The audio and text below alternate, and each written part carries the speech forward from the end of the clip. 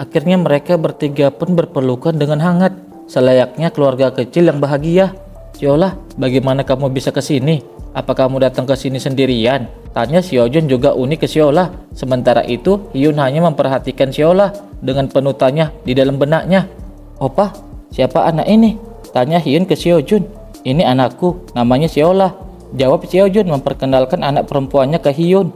Anakmu, Opa dan Uni sudah menikah? Tanya lagi Uni ke Xiaojun. Ah, tepatnya bukan begitu, jawab Xiaojun ke Hyun. Terlihat di sana Siola menampilkan wajah cantik dan imutnya ke Hyun. Lalu Siola pun menyapa Hyun. Halo, kakak yang cantik. Mendengar Siola menyapanya dengan ekspresi yang menggemaskan, seketika itu juga Hyun merasa jatuh hati dan menyukai Siola. Apa aku harus memberikan sesuatu kepadamu, Siola? Ucap Hyun. Tambah lagi deh orang yang terpanah dengan kegemasannya Siola. Saud Xiaojun merespon ucapan Hyun. Ayah, panggil Siola ke Xiaojun. Kakek di sana, lanjut ucap Siola sembari menunjuk ke arah kakeknya berada. Kala itu, dengan dahi yang mengerut, Jaiwan memandang ke arah Xiaojun juga Uni. Melihat tatapan ayahnya yang seperti itu, sontak saja Xiaojun menjadi sangat gugup. Aku sudah bisa tahu dari wajahnya kalau aku akan menghadapi sesuatu yang besar, pikir Xiaojun di dalam benaknya. Kemudian, Shin pun berganti di rumah ayah Xiaojun. Kala itu terlihat anak yang pernah ditolong Xiaojun muncul di televisi. Dan anak itu menceritakan bahwa ia telah diselamatkan oleh kelompoknya Xiaojun. Hunter memang memiliki masa depan karir yang menjanjikan. Tapi ada alasan kenapa penghasilan mereka sangat besar. Mereka bisa mendapatkan perlakuan khusus karena mereka selalu mempertaruhkan nyawa mereka.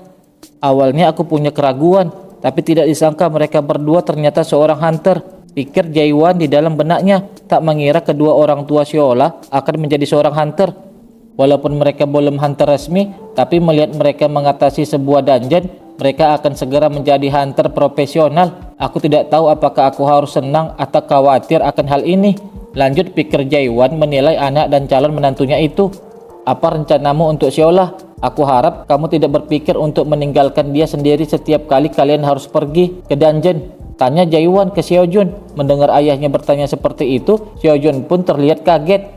Aku memang sudah punya rencana, tapi ada benarnya kalau saat ini aku tidak punya pengasuh untuk Siola, gumam Xiaojun di dalam benaknya. Tetapi ia juga tidak bisa menjawab pertanyaan yang ayahnya berikan.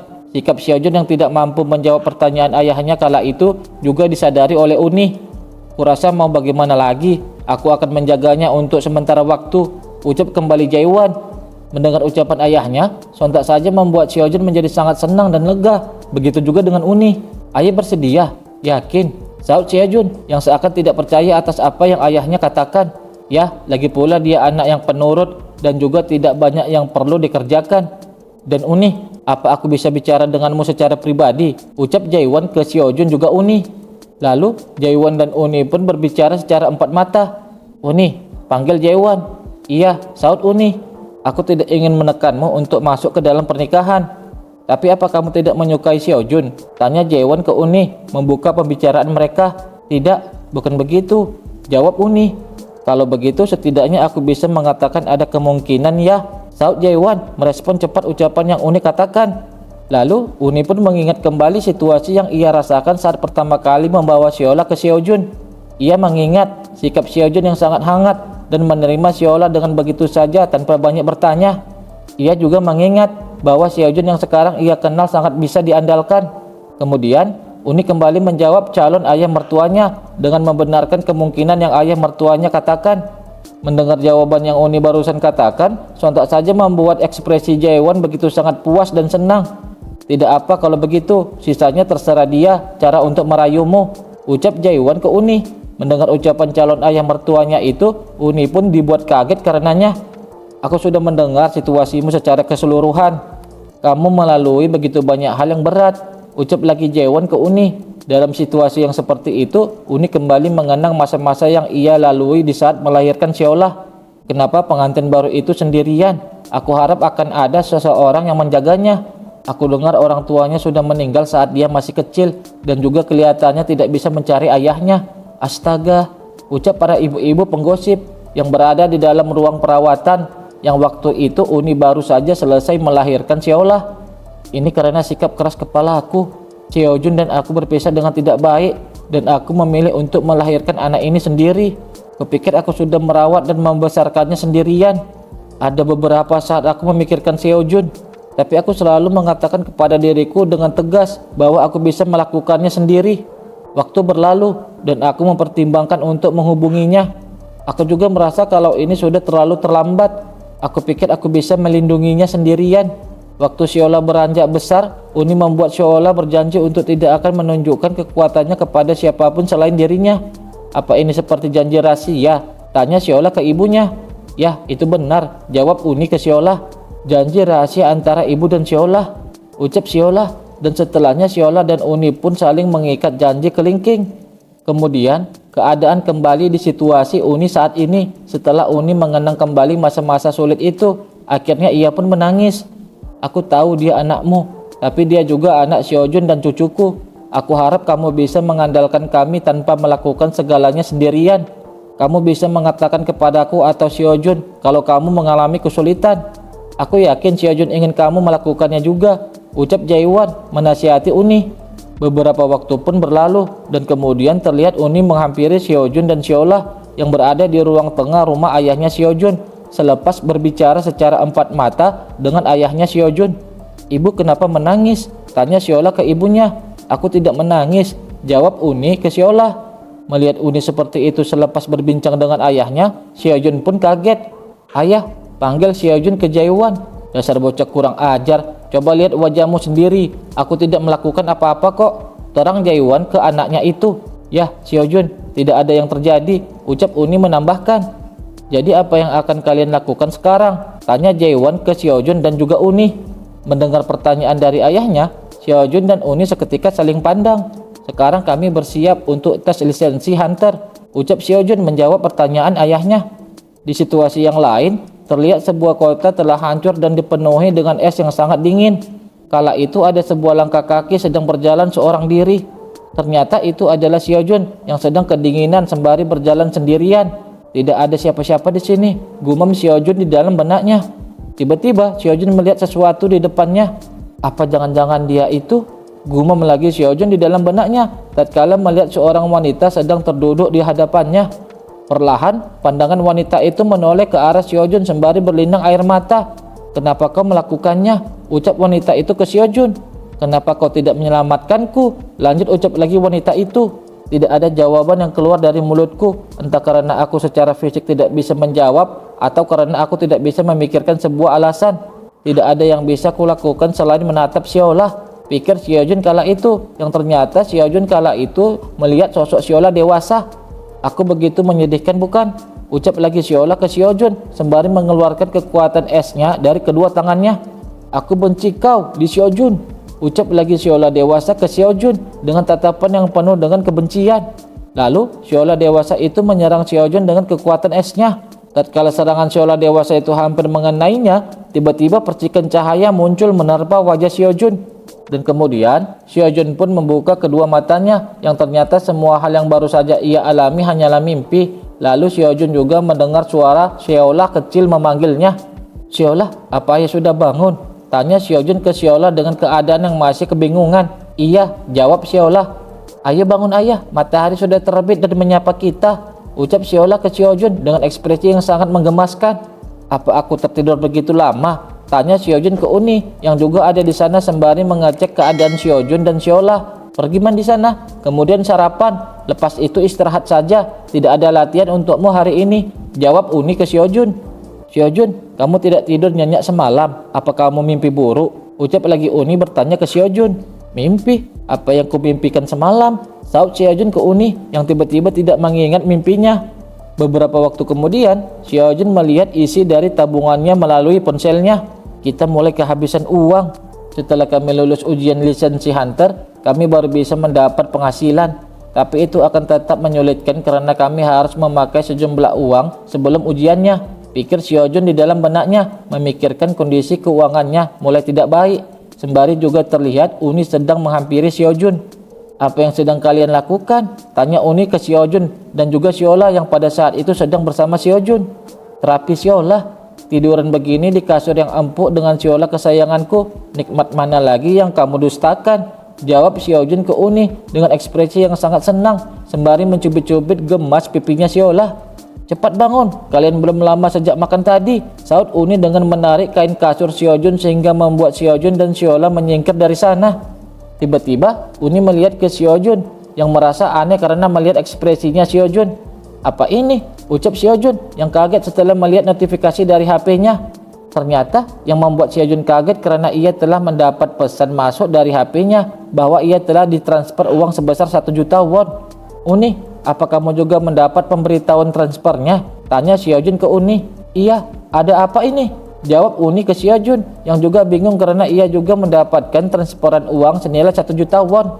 Lalu HP-nya Uni berdering. Ternyata yang menelepon Uni adalah Hyun. Halo, Hyun, sapa Uni melalui HP-nya. Hai Uni, apa kamu sudah menerima depositku? Ucap Hyun bertanya ke Uni. Hyun, bagaimana kamu mendapat uang sebanyak ini? Saut Uni balik bertanya ke Hyun. Apa maksudmu? Itu kan sisa uang dari looting kemarin. Karena Opa dan Uni belum seorang hunter, juga belum punya lisensi, looting dari guildku yang melakukannya untuk kalian. Jelas Hyun ke Uni. Looting? Saut Uni yang bingung akan istilah itu. Itu proses di mana kamu mengeluarkan inti dari mayat monster dan mengumpulkan material-material yang berguna. Saut Xiaojun menjelaskan ke Uni.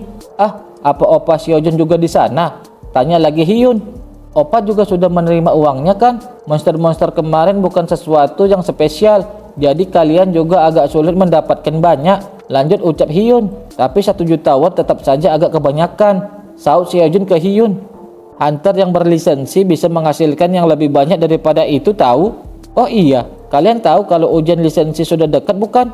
Ucap Hyun lagi ke Xiaojun juga Uni. Iya, aku akan mengambilnya bulan ini, jawab Xiaojun. Lisensi Hunter bertujuan mengukur level skill dari aspiring Hunter dan agar mereka bisa menjadi Hunter secara penuh. Jika seseorang bisa lulus ujian dan mendapatkan lisensinya, mereka tidak hanya mendapat hak untuk menggunakan aspek penting seorang Hunter seperti looting, tapi juga diakui sebagai Hunter resmi. Itulah penjelasan sedikit tentang manfaat dan fungsi lisensi Hunter. Kembali ke perbincangan Xiaojun, Uni dan juga Hyun melalui panggilan telepon. Itu bagus, beritahu aku kalau kalian sudah mendapat jadwalnya ya. Aku akan datang dan menyemangati kalian. Aku juga akan menjaga Xiola nanti, ucap Hyun ke Xiaojun juga Uni. Go Hyun saat ini sangat berbeda dari ingatanku tentang dia. Apa dia punya niat terselubung? Seperti ingin merekrut kami ke dalam guild dia. Sebenarnya itu cukup menggiurkan. Lagi pula mereka adalah salah satu top guild di Korea. Lebih baik aku tidak berpikir yang aneh-aneh dulu, gumam Xiaojun di dalam benaknya. Baiklah, aku akan memberitahumu kalau sudah dekat waktunya. Setelah Xiaojun berkata begitu ke Hyun, lalu ia pun menutup panggilan itu. Syukurlah, sekarang kami tidak perlu lagi mengkhawatirkan untuk biaya sehari-hari, gumam lagi Xiaojun di dalam benaknya. Kita punya banyak waktu sebelum ujian lisensinya kan? Ucap Xiaojun sembari memandang ke Uni. Jadi, ayo kita, saut Uni yang juga mengerti akan maksud Xiaojun. Xiola, panggil serampak Xiaojun juga Uni ke anak mereka. Ayo kita pergi berbelanja baju. Lanjut ucap serempak Uni juga Xiaojun ke Xiola. Kemudian waktu pun berlalu. Pada hari ini waktu ujian lisensi pun telah dimulai. Terlihat di sana tangan Xiola telah melambai menyemangati ibu dan ayahnya untuk melakukan sesi ujian mereka. Semoga beruntung ujiannya. Lanjut ucap Xiola sembari juga terlihat ada Hyun yang menjaganya. Xiaojun dan Uni juga membalas lambaian tangan anaknya dengan ekspresi wajah yang sangat bahagia. Baju barunya cocok sekali denganmu Xiola. Sepertinya baju apapun memang akan terlihat sangat cantik kalau dipakai Xiola, ucap Hyun yang sangat menyukai tampilan Xiola. Ngomong-ngomong, kamu yakin kamu akan baik-baik saja? Kamu menghabiskan begitu banyak waktu sampai-sampai tidak menyiapkan untuk ujian tertulisnya. Tidak ada cara cepat untuk mengajar yang harus kamu pelajari loh, ucap Uni ke Xiaojun. Tidak usah dipikirkan, aku akan baik-baik saja. Aku sudah mempelajarinya jauh-jauh hari, jawab Xiaojun ke Uni. Sebelum regresiku, aku gagal dalam ujian ini sampai-sampai sudah tidak terhitung jumlahnya. Aku selalu mendapat nilai sempurna dalam ujian tertulisku, seolah-olah aku menggunakan contekan jawaban. Tapi karena aku kurang kekuatan, aku selalu gagal di tahap kedua ujianku. Ketika akhirnya aku mendapat lisensiku, aku terlihat seperti habis dihajar habis-habisan. Uni terlihat sangat cemas, pikir Xiaojun di dalam benaknya yang mengetahui bahwa Uni sangat mencemaskannya, dan juga Xiaojun sedikit mengingat kembali kenangannya sebelum ia regresi. Akan buruk jika dia melakukan ujiannya dalam kondisi seperti ini. Lanjut pikir Xiaojun yang juga mencemaskan kondisi Uni. Hei Uni, apa kamu mau taruhan? Tanya Xiaojun ke Uni. Taruhan apa? Saud Uni bertanya balik ke Xiaojun. Ayo bertaruh, siapa yang bisa mendapat nilai lebih tinggi dalam ujian tertulis. Dan untuk hadiahnya, yang kalah harus memenuhi keinginan yang menang. Bagaimana?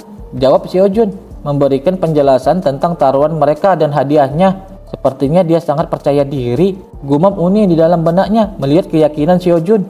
Setelah itu, Uni pun tiba-tiba menjadi sangat bersemangat dan akhirnya ia menerima taruhan mereka. Kalau begitu, terima kasih sudah mau mengabulkan keinginanku ya, ucap Uni ke Xiaojun. Hei, semakin banyak kamu berbicara semakin malu kamu nanti, saut Xiaojun. Oh, aku takut, balas Uni ke Xiaojun. Dan akhirnya, persiapan untuk mencegah kemalangan Xiola telah secara resmi dimulai. Jika Xiola mulai 5 kemalangan berbeda di masa depan, aku akan berusaha semampuku untuk menghindari seluruh kemalangan ini. Demi bisa menjaga senyum manisnya Xiola, ucap Xiaojun di dalam hatinya dan bersiap menghadapi semua halangan dan rintangan yang akan datang. Lalu, Shin berpindah di tempat yang bernama Goryeo Sword House. Guildmaster, ujian lisensi yang saya sempat bicarakan kepada Anda sebelumnya sebentar lagi akan dimulai, ucap seorang bawahan menginformasikan kepada pemimpinnya yang adalah sang Sword Sign, sang ahli pedang. Jadi sudah dimulai hari ini. Kalau begitu ayo berangkat, ucap Sword Sign ke bawahannya. Baik, saya akan mempersiapkan mobilnya, saut sang bawahan ke Guildmasternya. Itu tidak perlu, lagi pula tidak jauh, jadi aku akan berjalan kaki saja, ucap lagi sang Sword Sign ke bawahannya. Kemudian, ia pun bersiap untuk pergi menuju ke ujian hunter yang sedang diselenggarakan saat itu.